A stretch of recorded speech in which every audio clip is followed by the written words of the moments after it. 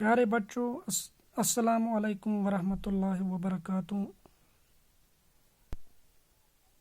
ایک بار پھر میں آپ کے سامنے حاضر ہوں۔ پچھلی لیسن ہم نے پڑھی ہے کاہلی۔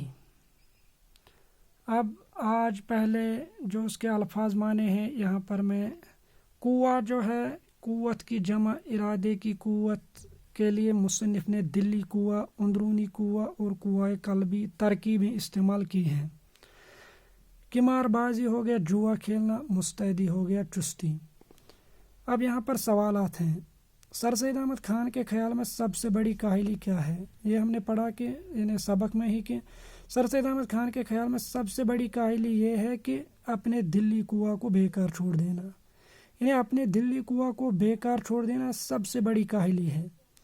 کون سے لوگ بہت کم کاہل ہوتے ہیں؟ جو روٹی جو اپنی روزی روٹی کمانے کے لیے ہاتھ پاؤں کو کام میں لا کر محنت و مشقت کرتے ہیں، ایسے لوگ بہت کم کاہل ہوتے ہیں۔ انسان کی حالت میں کاہل اور بالکل حیوان صفت ہو جاتا ہے۔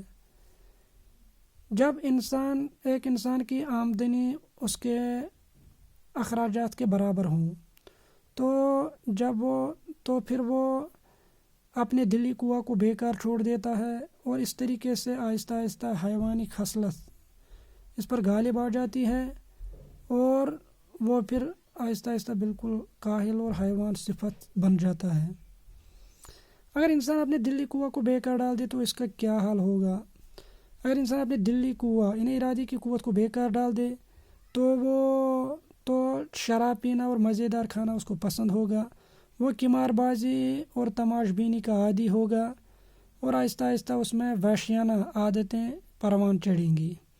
ہماری قوم کی حالت کس طرح بہتر ہو سکتی ہے؟ ہماری قوم کی حالت تبھی بہتر ہو سکتی ہے جب ہم قوت عقلی اور قوت دلی کو کام میں لائیں۔ اب یہاں پر ہے روٹی پیدا کرنا اور روٹی بھرنا ایک ایسی چیز ہے۔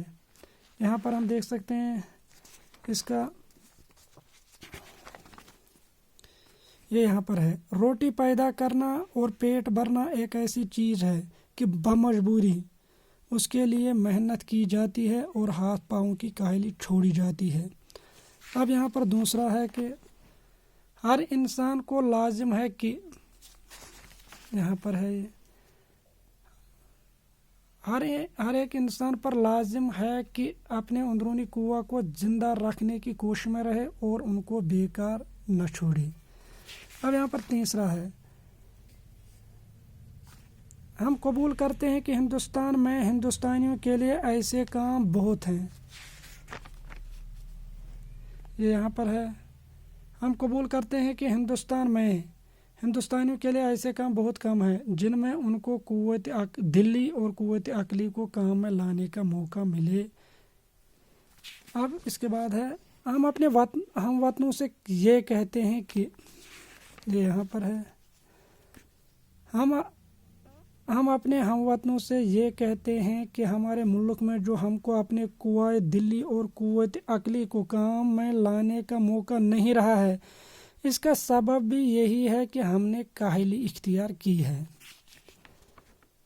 اب اس کے بعد آخری ہے خالی جگہ، جب تک ہماری قوم سے کاہلی دل کا بیکار پڑا رہنا نہ چھوٹے گا۔ یہ یہاں پر ہے، جب تک کہ ہماری قوم سے کاہلی دل کا بیکار پڑا رہنا نہ چھوٹے گا، اس وقت تک ہم کو اپنی قوم کی بہتری کی توقع کچھ نہیں ہے۔ تو یہ ہو گیا خالی جگہ۔ اب یہاں پر متضاد نیچے دیے گئے الفاظ کے متضاد لکھیے۔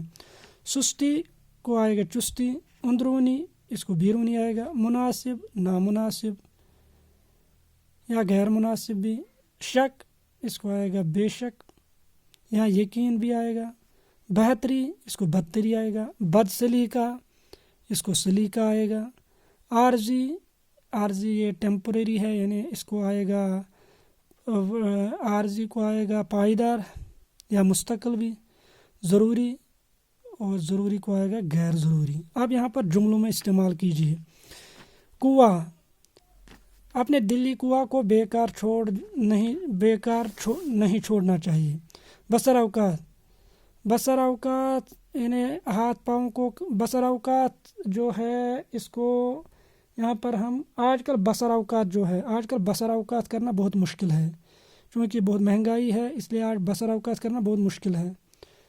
اب یہاں پر اس کے بعد ہے تیسرا جو ہے وہ ہے خصلت۔ ہمیں اپنے اندر اچھی خصلت پیدا کرنی چاہیے۔ پھوہڑ، سلیم پھوہڑ قسم کا آدمی ہے۔ وحشی جانور دوسروں کو کاٹ کھاتے ہیں، یا شیر جو ہے، شیر وحشی جانور ہے۔